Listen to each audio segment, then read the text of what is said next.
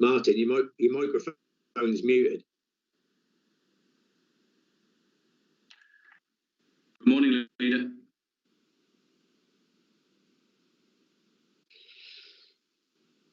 Good morning, Leader.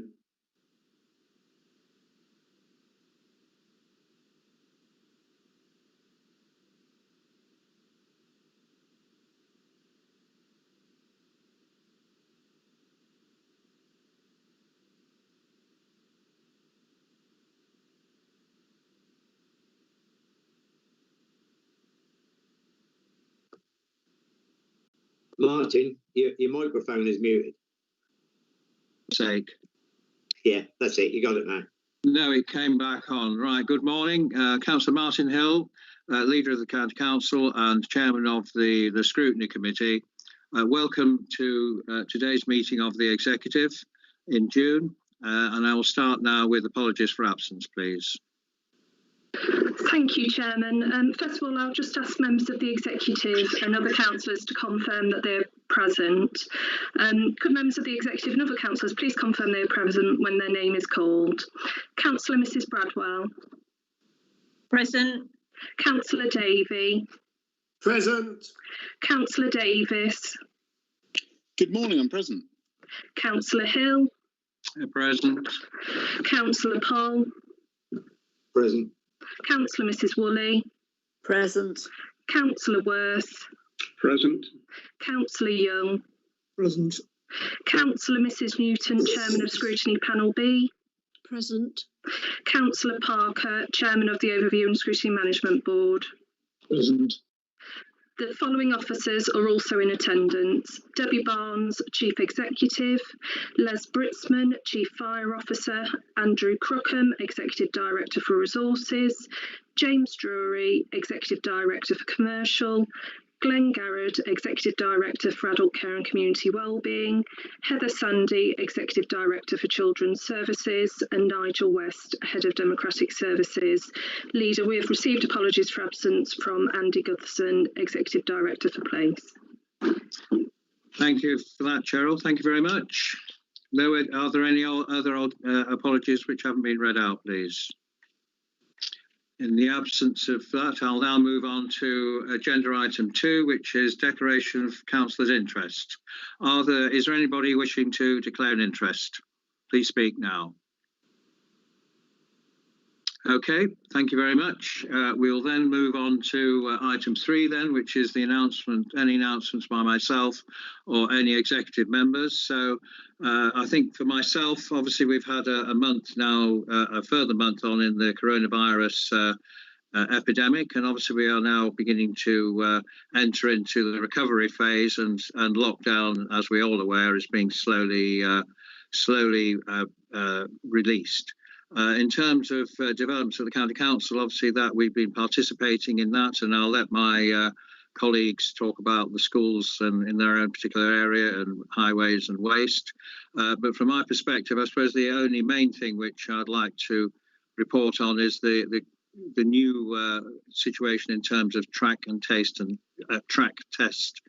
and testing in terms of people who go down with coronavirus. Last week, the government announced this will be localised in future, and although the tracking and testing will be organised nationally, there will be a requirement on local areas such as our LRF area, which is the County Council area, to actually help with that process if it's complicated. And also there will be a local board which will be set up, which will be chaired by the chairman of the leader of the County Council, with other elected representatives who actually oversee any local lockdown requirements which are deemed necessary by local public health. In terms of officers, that will be led by the local Director of Public Health, Derek Ward, and he will advise this local board, which will be set up shortly with myself and other elected representatives from other bodies, to actually advise on if there is a localised outbreak in an area. That board will then take the decision to how that should be done and where it should be done. So I'll hand over now to my executive colleagues who would like to give an update on happenings in their area, shall we say. Shall we start with the Councillor Poll, obviously, in terms of the Tips. Yeah, thank you, Leader. Excuse me. Yes, the Household Waste Recycling Centre opening has gone really well. I've been and visited most of the sites in the county now, and the message is the same up across the piece. People seem to be very pleased with the booking system. It has changed the way the sites operate. They're more comfortable. They have a bit more time to move about safely, maintaining social distancing. And all I can say is, yeah, I'm really pleased the way it's gone. The public have played their part. The staff have been brilliant. So it's a good news story all around. Thank you. Thank you very much. Any further updates, please, from executive members? Yeah, I was just going to give a quick one, Leader, on adult care, some changes in adult care and children's. Thank you. Okay. Yes, please. Yeah, I'm going. Yeah. Okay, so with adult care, the government announced further funding for residential homes a couple of weeks ago now of £10 million.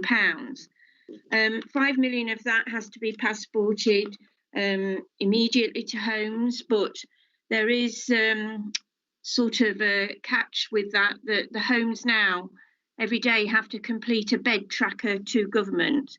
Apparently a bed tracker has been around for a long time, but residential homes didn't complete it. And the bed tracker does include information about workforce, about sickness absence.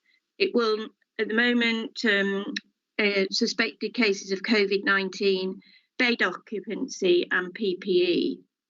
So we have been, well, the Commission team have been working with our nursing homes since the outbreak of COVID-19, actually collecting data off them. So nursing homes are used to providing data to us, but this is something that has to be done nationally now. As I said, the nursing homes are really working quite well. I mean, obviously we have had issues early on with PPE and that, but we're now actually procuring our own PPE in the county so that we have at least a week's supply in case anybody finds they need some in an emergency.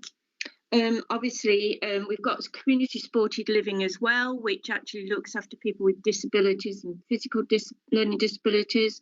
And those homes, only a very small number are working really well. And our home care providers, I mean, again, both they also do daily returns to us, and there's 100% of them returning information every day. I think all of those areas are very pleased with how the County Council has supported them during this very difficult time, and we do keep getting thank yous and that back, because actually they do feel the County Council has helped them through a lot. Just a couple of mentions about our contracts. Our contract officers are actually ringing some of our services on a daily basis, like domestic abuse, housing related support, drug and alcohol services. They get a call every day to just make sure that there's no problems, and if they need any help with anything. That's the same with our carers service. Our carers service, although are not able to do those face-to-face contacts, they are still actually helping a lot of families, with problems that they might overcome. Just moving on now to children's then. The leader has mentioned schools. We've got 92% of schools are open for obviously reception year 1 and year 6. It has been quite a low uptake, and whether when parents see it working that more children will come, we don't know. Transport is manageable, and obviously we've spoken before about the social distancing on school transport, which is a huge issue to us. But I have to say, many parents, we did actually say to them, if you can take your child to school, please do. And many parents are transporting their own children now. Obviously, the 15th of June will soon be upon us, and that's when secondary schools are open. And again, obviously, more planning and working with schools to ensure that, they are able to open on time. The government are now talking about targeted support for a summer school programme, and obviously we wait to get more details on that. Obviously, I mean, I actually do agree that I think a lot of children, you know, there will be some who've really missed out on those weeks that they haven't been in school. So we just need to see how that goes. Our frontline staff, social workers, early help workers still continue to do fantastic job supporting our families in, you know, not the usual face-to-face contacts. So, you know, there's lots of online support, and we've now got some sporting activities and sporting challenges for our older children. You've seen them on the TV, and actually we're now doing that with our older children, which is going down really well.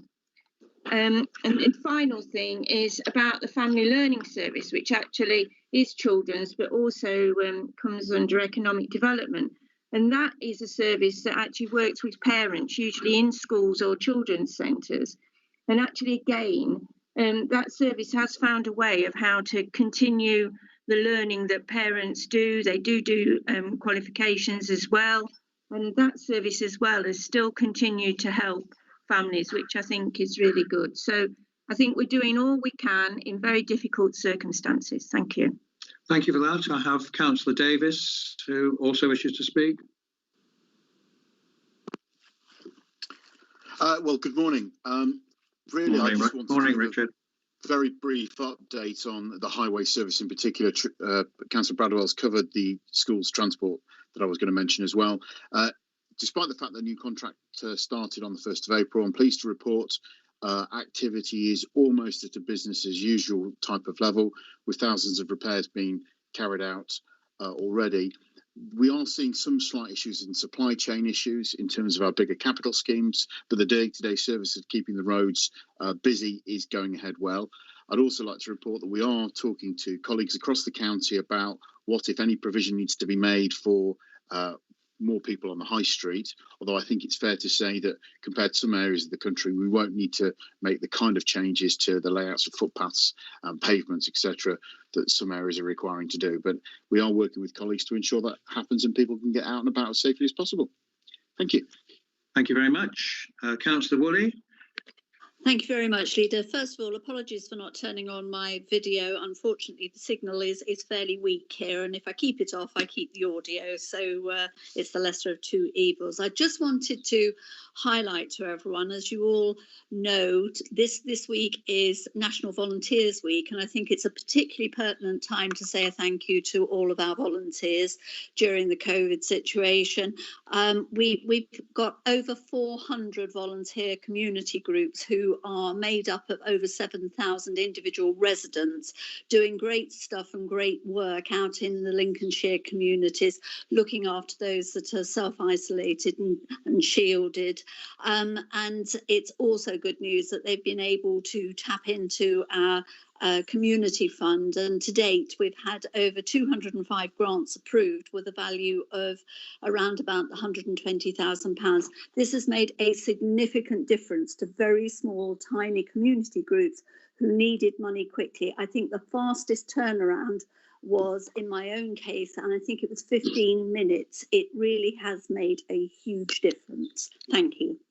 Thank you very much. Is there anybody else who wishes to speak? Okay, with that, thank you very much for those updates. I'll then move on then to item number 4, which is the minutes of the meeting of this executive held on the 5th of May. So we'll now vote on that. So if all the exec members could put their videos on, please, and then we'll be able to take a vote. Councillor Parker, could you turn your video off for this item, please? One moment, please. I've just got to get rid of that. Okay, so Councillor Bradwell, we haven't got you on video. And we've got Rob Parker still on video. Right, okay, I've got 1, 2, 3, 4. Yeah, I got 5, so I've still got Councillor Woolley. If you could just indicate that you are in favour of the minutes, please, to make it easy.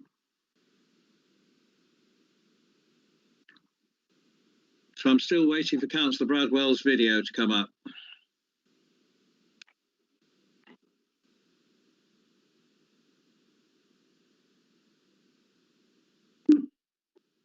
Right, those who I've got, so we'll do it the easy way to start with, and I'll sweep up the rest. So I have I have 1, 2, 3, 4, 5 people, because if you could, and myself. So if you could just raise your hands if you are in agreement that we should accept the minutes as a true record. So I have 1, 2, 3, 4, 5, 6. And then what I'll do, I think we then need to say that I'm just going to go back. Councillor Bradwell just needs to indicate that she is happy with that. Councillor Woolley has agreed, and Councillor Bradwell, could you either yes, chat or... Councillor Mrs Bradwell's put her hand up. She has put her hand up, brilliant, yeah. Thank you. So those minutes are now agreed. Thank you for that. Then we move on to, and that is correct, Nigel, as everybody has voted, and everybody has voted for. Thank you.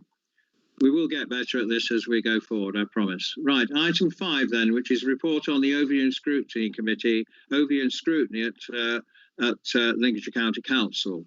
There has been a review, and obviously I don't know who's going to introduce this to start with, but if they'd kindly do so now.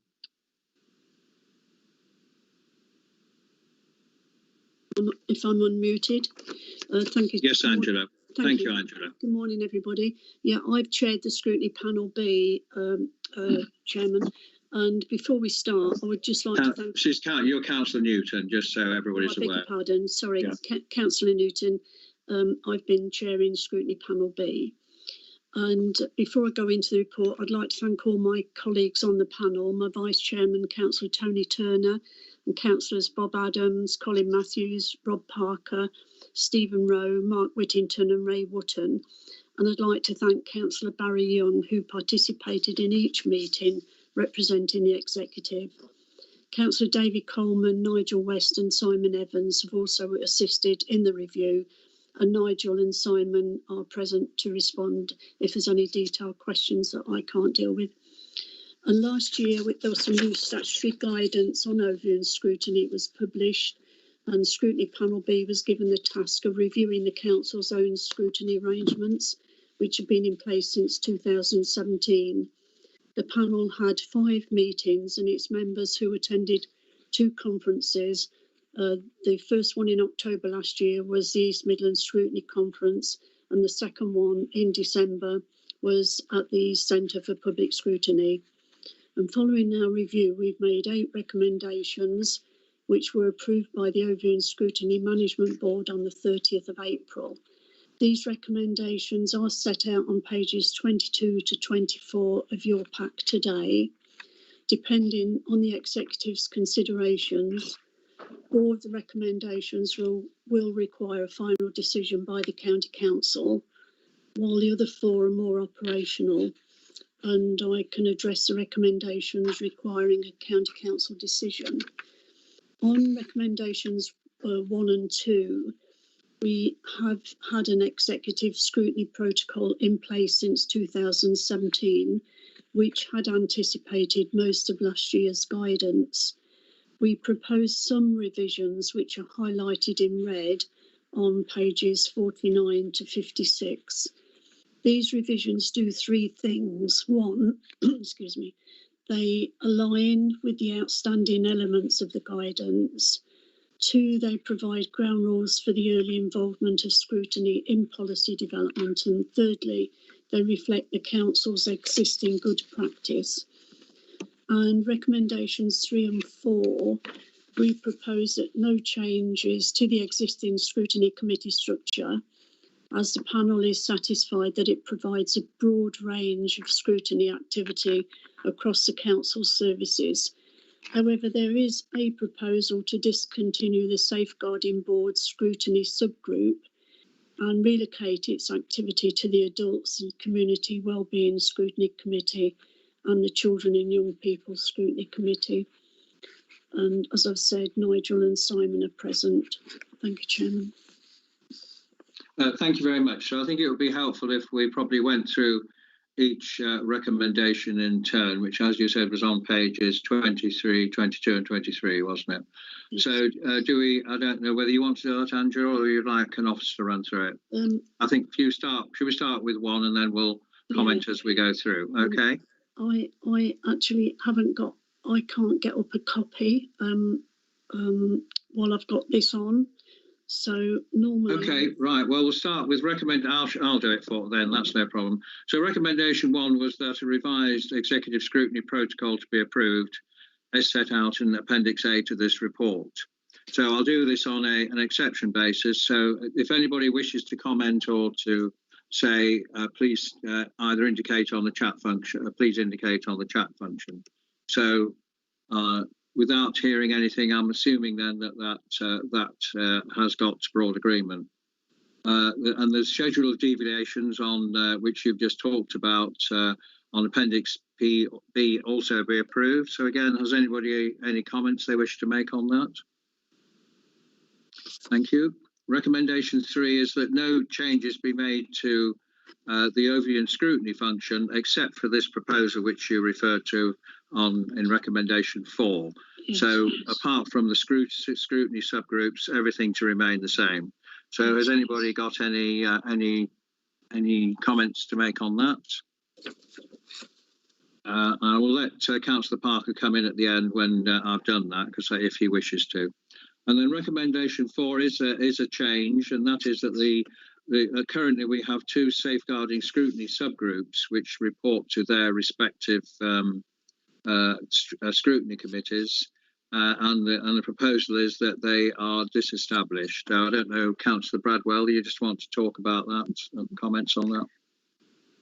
Yes, Mr. Chairman. I mean, we have we are the only council in the country who have these scrutiny groups, but the main issue is that we have struggled on occasions to get people to attend these committees, and we've had to try and get substitutes, and sometimes we've not been able to do that. And talking with the 2 safeguarding chairs of the Children's Safeguarding Board and the Adult Safeguarding Board, about actually moving this to the Children's Scrutiny Committee and the Adult Scrutiny Committee. Both of them were in agreement with that, because they did feel as well that both of those committees have a lot of knowledge in the children's and adults' particular area. And what we were suggesting is that this isn't just a quick item on the agenda. I would expect both committees to give this a good piece of time when it comes to committee, so that those members can really scrutinise what's happening on the Children's and Adults Board. And I think that will probably work much better, because there will be a cohort of people who have an interest in those adults and children's, but also will be there on a regular basis to monitor what is happening, Mr. Chairman. Thank you. Thank you. I did any questions on that, and I think I'll just ask the Chief Executive in a minute. I have been contacted by Mark Jones, the Police and Crime Commissioner, and this is currently that is the only forum where he can actually engage, obviously, on the joint agenda in terms of safeguarding and stuff, which of course the police have a key role to play in. So he's not objecting to this proposal, but he would request that in future there is a forum, not necessarily a scrutiny forum, a forum where the council and himself can engage together. So I don't know, Chief Executive, whether you've got any suggestions. This isn't obviously this recommendation is for the full council, so there is time to come up with recommendations when we have a full council meeting. Thank you, Debbie. Thank you very much, Leader. So Debbie Barnes, Chief Executive at Lincolnshire County Council. We are expecting some new statutory guidance following some legislation in relation to the governance around domestic abuse. The new domestic abuse bill is expected to go through Parliament shortly, and so in response to that we will be required to review our governance. So one suggestion would be that we could look at making sure that governance arrangements fulfills the requirements of the Police Crime Commissioner as well, if the Executive was minded to accept that. And we could bring that in. Would that be in time for the full council meeting later this month to actually get that sorted out? Or we could delegate it to make sure, because it's important there is engagement between some sort of formal engagement between the two organisations. Yes, thank you very much, Leader. So I can't confirm that we would receive the actual statutory guidance from the legislation in time for full council. We may do, and obviously if we do, we can incorporate it into the report. But it's just that I can't be 100% positive that we would receive the statutory guidance. So it may be that it needs to be delegated and to follow. Thank you. Anybody else wish to comment on that? That would seem to be a sensible way forward to do it. Okay, I'll carry on then to recommendation 5 then, which is in terms of really how the chairman and the committees conduct themselves. And in summary, I think it's trying to have less noting of reports and more actions. And indeed, probably if it's just a noting of the report, well, that could be circulated outside of the meeting. Is that a fair summary, Councillor Angela? Councillor, yes, it is, Chairman. Yes. I think basically that's a summary of that, and then we move on to recommendation 6, unless I've got nobody wishing to speak. Then there's training and development of basically, Angela. That's again pretty straightforward, isn't it? Yes, it is. Yeah, I think that follows what we do now, Leader. I mean, in terms of training and development of the officers, I mean, I don't know, Nigel, what the view, has been any looking at revising that as well? Yeah, yes, Leader. We have a regular training programme for officers, and are you particularly concerned about scrutiny training? Yeah, I'm talking about scrutiny. Yeah, we're talking about scrutiny here, not. Yes, we include that in the programme of induction for all officers, and we cover scrutiny and the importance of scrutiny in the induction of new officers when they join the organisation. And we will be doing, as part of the induction of new councillors after the election in 2021, we will be revising the way we introduce councillors to scrutiny, and at the same time introducing officers to the scrutiny process. Thank you for that. I think that, and obviously we are, when things get back to normal, we are looking at a review, a deep dive of the scrutiny of the democratic services. So we, like everybody else, we revise what we do according to the new world we will be living in. So I think that's good. Recommendation 7 then, that the level of support for overview scrutiny by the council's officers be endorsed by the executive. Again, I think the level, but I think there are, as things are changing so much, I think the actual what is done is probably going to change, because change from what we used to do in terms of holding meetings. So I think nobody's indicating, so I'll carry on. Next one is the then B of recommendation. Communications be continued, journalists, etc., and raise the profile of scrutiny. So that again was, I think, something was looked at, and I think in the detail it did say that we all understand that the public and often journalists now don't understand the difference between what scrutiny does and the difference between the executive, and there can be confusion in terms of where decisions lie and what's going on. So I don't know whether Karen Spencer wants to comment on that, but we'll certainly have you any comments to make.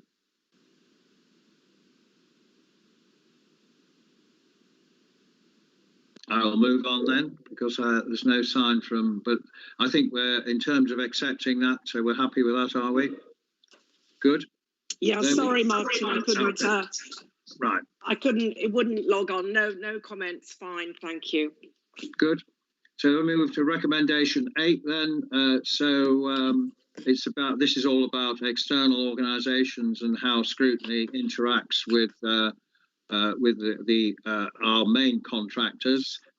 So I think it was, if I could summarise, Andrew, I think the report basically says that there does need to be certainly with the large contracts that engagement, but at the same time there's got to be a sort of a judgment made in terms of what would be the appropriate level of engagement, shall we say.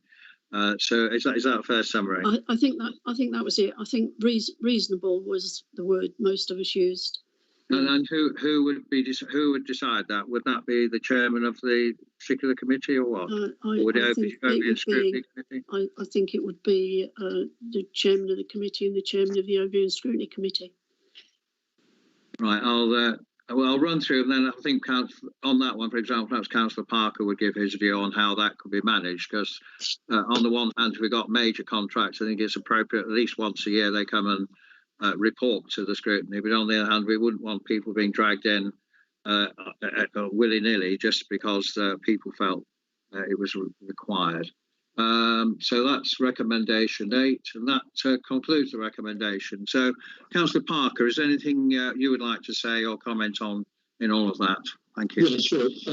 Starting with Overview and Scrutiny Management Board met on the 30th of April, and we did agree with the 8 recommendations. I think the second point I'd want to make is in relation to the contractor issue that has just been made, recommendation 8. This is going to vary substantially according to the sort of relationship that we have between ourselves and the provider, because if we look at page 44, there's a good example there. Adults and Community Wellbeing Scrutiny Committee works with the Care Quality Commission, East Lindsey District Council as the lead provider of the Wellbeing Service, and Liberties, which is quite different, one would expect, in approach to Highways and Transport Scrutiny Committee, which is working with East Midlands Trains, London North Eastern Railway, Network Rail. So it's going to be horses for courses. Essentially, the chair of the Scrutiny Committee will be a leading light, I can't help but feel, in relation to setting the tone and holding, on the other hand, the organisation that's providing the services to account. So it's going to vary, and that's important because scrutiny committees will have an understanding of what's expected, and they'll be able to tailor the relationship according to what they want, but still holding to account the delivery of good services and within budget. So that's the way that I see that as just as a chair of the Overview and Scrutiny Management Board. I think that the point that was you raised, and so did Councillor Newton, which is about the way we're going forward, because I think that one of the things is this has been a big piece of work, and that's because we haven't what we might call moved on sequentially in relation to the scrutiny work that we do, and I can't help but feel that we may want to look iteratively, making changes as we go along, because, for example, the big issue at the moment clearly is coronavirus, and that's having an impact on the way we work, how the council does business, and I can't help but feel that very soon we're going to be to look at that just in the same way the point was made about democratic services. So scrutiny isn't a big bang like it has been this time. Perhaps in the future we could look at it as iterative, ongoing, constantly reflecting on what we're doing. So the point is we support the Overview and Scrutiny Management Board, support the recommendation. We do think that we can hold contracts to in a more open way, in an engaged way, and further look at scrutiny arrangements in the light of changing circumstances is pretty important. Thank you for that. I mean, in terms of contractors, I think it's fair to say that mostly, especially when things have gone a bit awry, most contractors have been willing to come on a regular basis to explain what happened, but more importantly, explain how their plan is for to improve. So, but there presumably have been exceptions where, and it's usually not contractors under the external bodies, but I don't know whether Rob or Nigel would want to comment on whether we've had in the past, if there's been highs and lows. Well, I think that perhaps we could look at one example. It's sometimes difficult to get in relation to highways. I understand that the rail networks are not always that brilliant, so I've heard, but Richard Davies could probably say. But I think that the expectation is that we ought to be seen ourselves as partners, and they ought to be part of the partnership. But certainly, I think that we could be looking at timetable for a year, look at how we're going to hold our contractors to account. I think that would be useful, certainly on a de minimis basis, because obviously some are very small. But in terms of like with, like you mentioned, Network Rail or Highways England, I mean, I think sometimes, you know, we bluntly, there are sometimes issues with them for various reasons, and although our officers do engage with them, sometimes it would be nice for them to come along and explain why, for example, they're going to, ransom us for doing particular action. So I don't know whether Councillor Davies wants. It is a constant issue we have that trying to have a reasonable relationship. Yeah, I recognise the problem. I'll be candid. I'm not convinced that the Scrutiny Committee necessarily will make a huge amount of impact. After all, Network Rail have been to a number of highway scrutiny meetings over the last few years, and our relationship continues to be fraught and difficult with them at best. But I suppose we can but ask. I think that just the publicity, I mean, it is, if nothing else, an opportunity for questions to be asked, but also because it's a public meeting there, if they attend, at least it does expose the issues, their issues and our issues, to public scrutiny. Okay, is there anybody else to summarise what Councillor Parker says? The Overview and Scrutiny Committee are in support of these recommendations, which are there, which you've all seen. I'm just scrolling back to. So I'll now, unless anybody else has anything they wish to say, I will now move to a vote. So procedure as before, and obviously Councillor Woolley will have to do it by electronically. But so we could have everybody putting their videos on, please, so we can have a vote.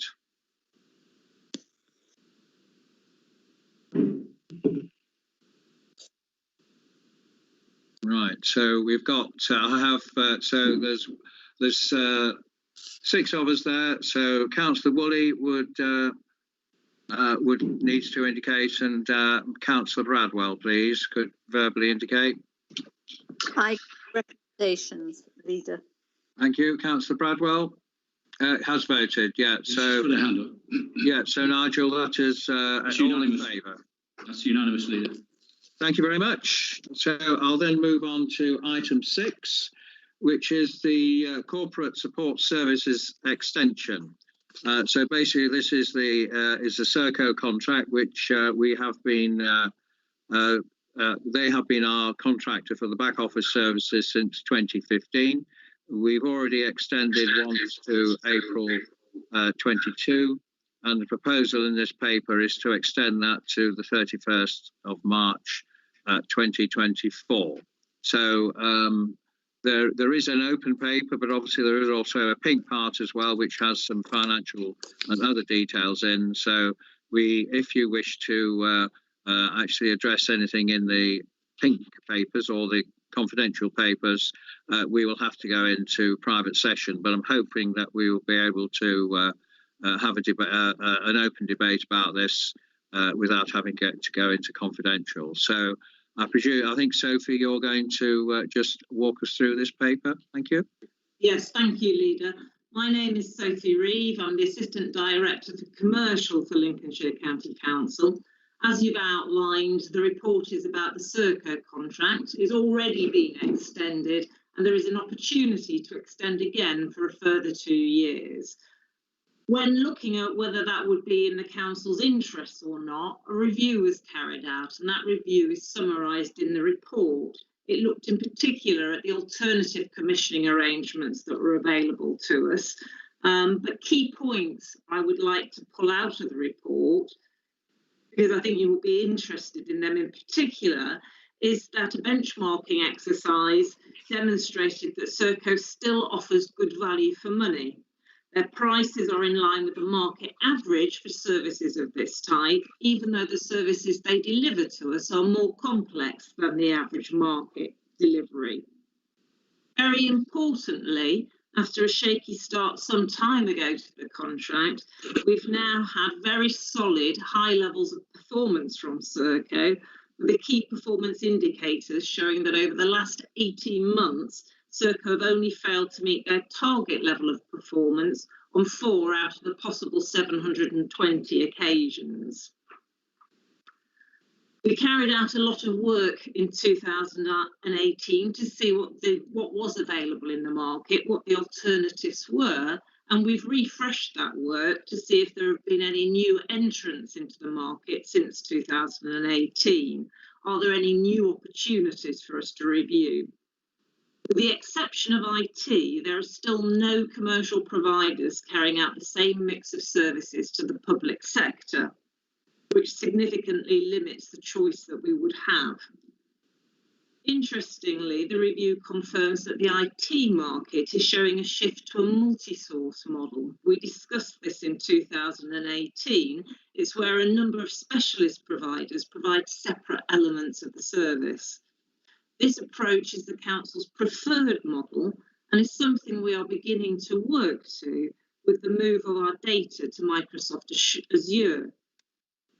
To achieve this model in a managed way, which with minimising disruption to the service, will take about 4 years to achieve. It's because of the multiple procurements, the transitions and the integration that will need to take place. Therefore, a 2-year extension would support our commissioning intentions for the IT service.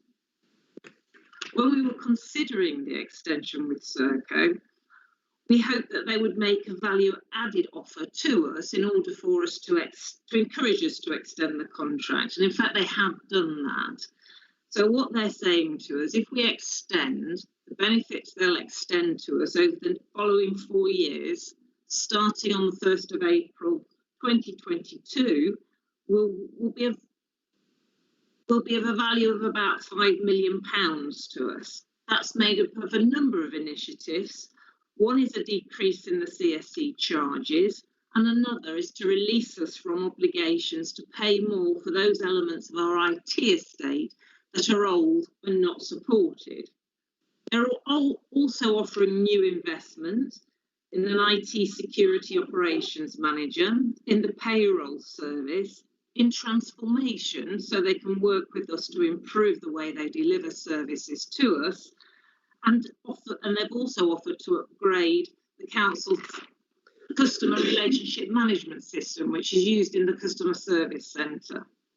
That would provide the CSDC with more staff, with more information to discuss with callers. It would enable them to work more efficiently, as it would reduce the amount of data entry they would have to complete. And it would also provide the Council with much more information about the types of call we receive and the reasons for those calls. If the Council agreed to this, it could be done within a 6-month period. In addition, Serco have agreed to give us more flexibility around the current contract. Currently, the contract requires us to continue to pay Serco to deliver all of the services unless we want to terminate, and if we do, there are penalty clauses in relation to that. Serco have recognised that we will want to do something different with IT, and that will take time. So in terms of the IT service and the payroll service, they're agreeable to us taking steps to recommission that prior to the end of the contract in 2024. Finally, it's worth noting that during the COVID-19 crisis or emergency, Serco has demonstrated that they're well able to work in partnership with us. They've managed to upgrade the IT system very quickly so that it now supports 5,000 remote workers working from home compared to the previous number of 500. And at the same time, and within 48 hours of our request, they managed to put in place COVID community support lines to offer advice and guidance and signposting the most vulnerable people in our communities. For these reasons, the recommendation is that the contract should be further extended with Serco until 2024, and that if the Executive are minded to agree to that the detail of the agreement that we will enter into would be delegated to the Director of Commercial in consultation with the Leader of the Council. That's the end of my presentation, Leader. Thank you, Sophie. James Drury, have you anything to add to that, as the Executive Director just aforementioned? Thank you, Leader. Just really to say that to support what Sophie's saying, I think it's the right decision to extend. I think Circa have performed very well, certainly since I've been at Lincolnshire. They've performed very well, and their response during the COVID-19 crisis has been excellent.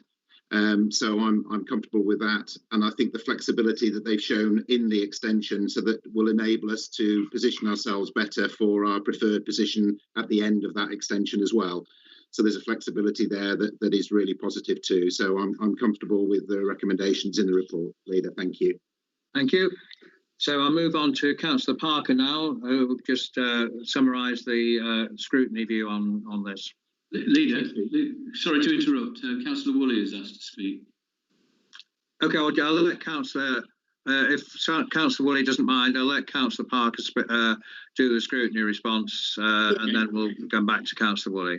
That's fine. Okay. Members of the executive will have received a paper which should have been circulated, setting out the comments from our meeting on the 28th of May.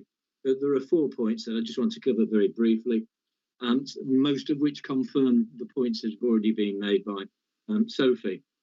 We recognise the improved performance of Serco of late. They've worked closely with the County Council, and I think it's fair to say there's been good partnership working. So that they've now got, after, as has been said, maybe a difficult start, but they're now seen as being part and parcel of a combined team in delivering corporate support services.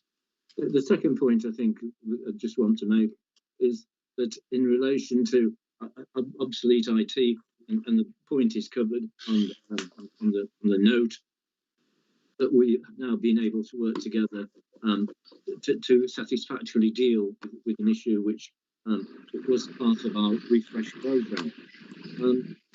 The customer relations management CRM system, which supports our customer service centre, there's been an upgrade discussion on that, and analysis has shown that that we will be able to find the right technical solution.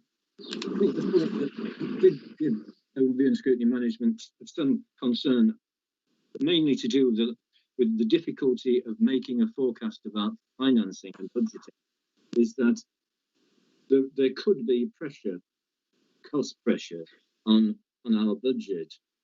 Yes, we accept that there's going to be a cost avoidance and savings of £5 million, but the extent of the savings won't become clear until the activity volumes, the amount of work that's going on is done to be able to make an analysis of what the savings will be, and that's contained in the final bullet point, where it reads, complete assurance couldn't be provided that sufficiency of the budget, as the budget was based on predicted volumes of activity which are not yet known. So that's just, I'm not saying a health warning, but something for us to be aware of between now and 2024. The overall unanimous agreement was to support the recommendations going before the executive. Thank you very much for that. So I'll ask Councillor Woolley to come in now, and then we'll obviously have a debate about what we need to do. Councillor Woolley. Thank you very much, Leader. And yes, I was waiting until Councillor Parker had finished, but there's no way of indicating that particularly well on the chat function. There are a couple of questions that I want to ask Sophie in and around the contract. It is, or contract renewal, it is good to hear that the performance is so much more improved. However, since probably even since most of the paper was written, and indeed since Serco first came into the county, the COVID situation has altered things dramatically, in as far as Serco have been given a very large national contract working in the test and trace arena. And I want to be assured, or want to know that we have received some assurance that they won't be taking staff from, say, for example, our CSC arena and using them in the test and trace, and then the performance going through the floor once the contract's signed. I appreciate, as I say, that that couldn't have been foreseen earlier, but I do recall that when many years ago, when the contract first went out, Serco did seem on a number of occasions not to put in sufficient people to actually cover the jobs required. The second question is around the financial stability, and again, it's more of have we had an assurance? Last year, the SFO fined Serco £22.9 million over the prison tagging issue. And then on the back of that, there is an ongoing, the pension fund investors are suing Serco over that. Their handling of the tagging. So there's a potential liability there. How comfortable are we that from a finance point of view, again, that they are in a going capacity? Thank you.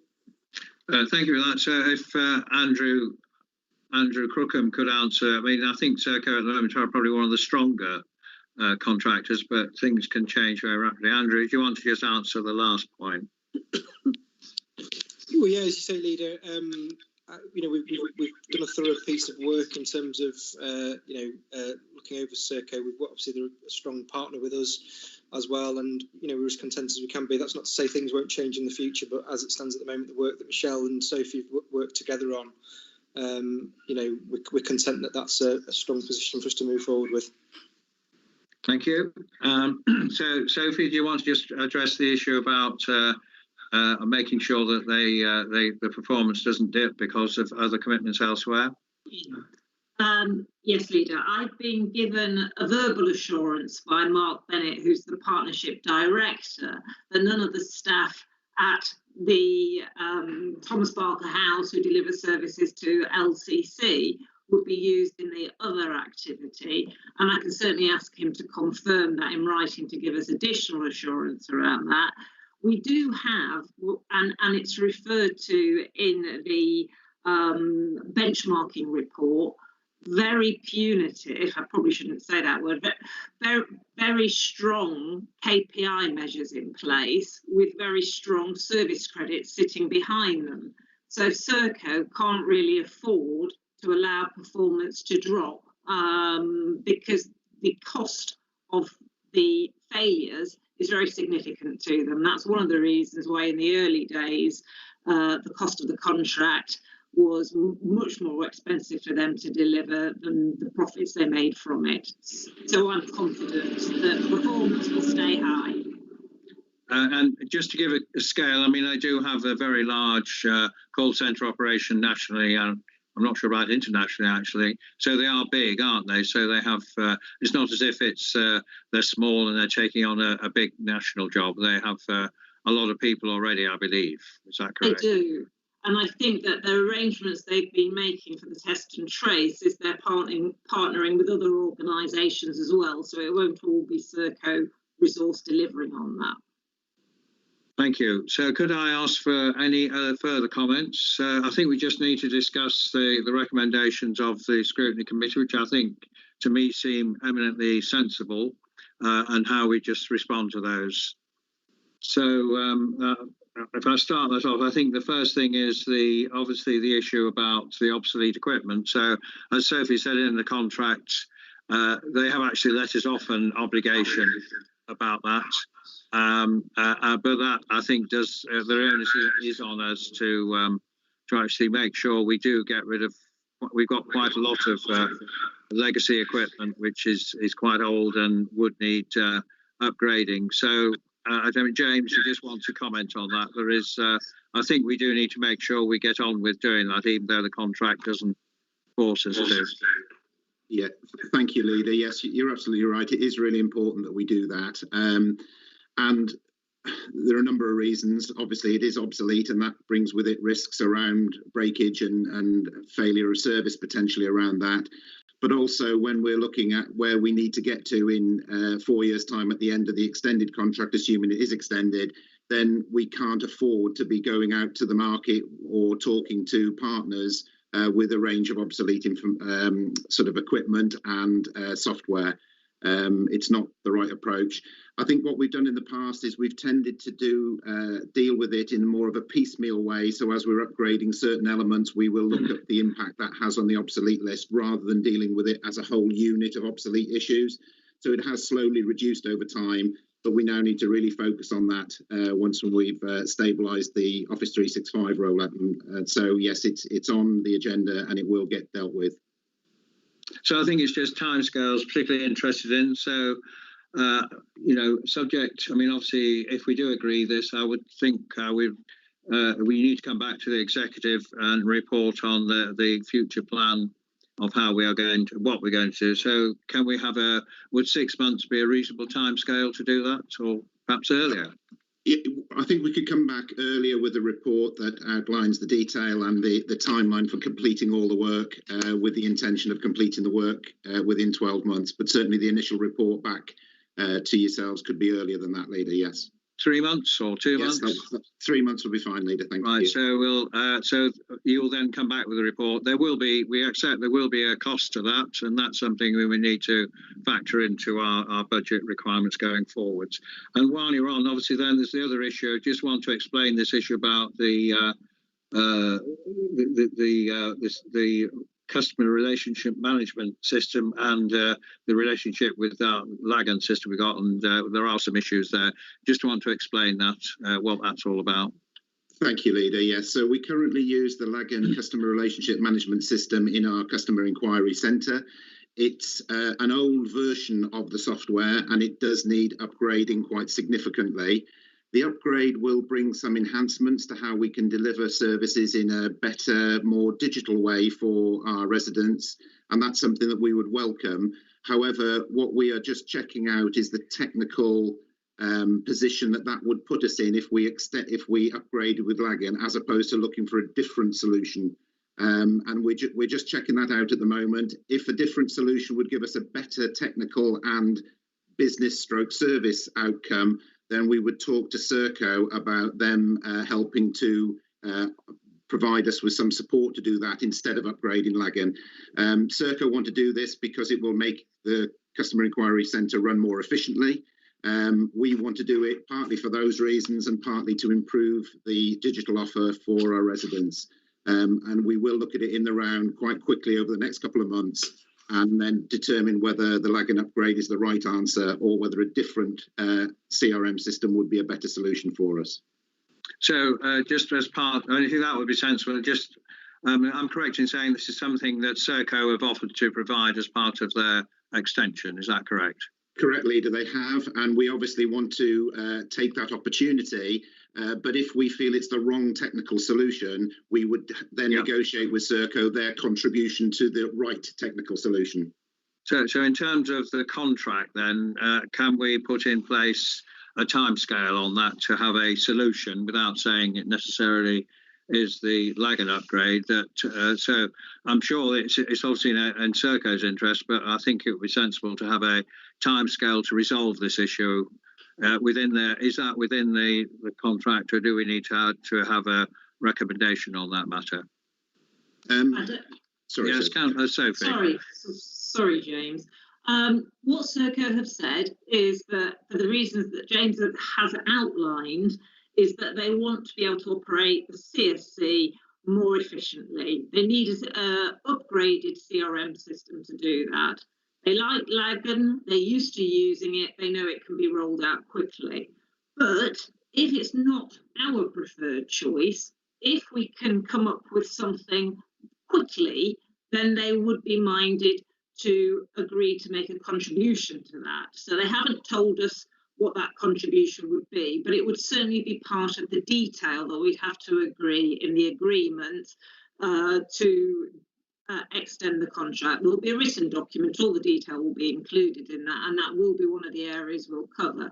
If Serco think we're going to take a long time to make our mind up about that, the contribution is likely to decrease, simply because they'll lose efficiency.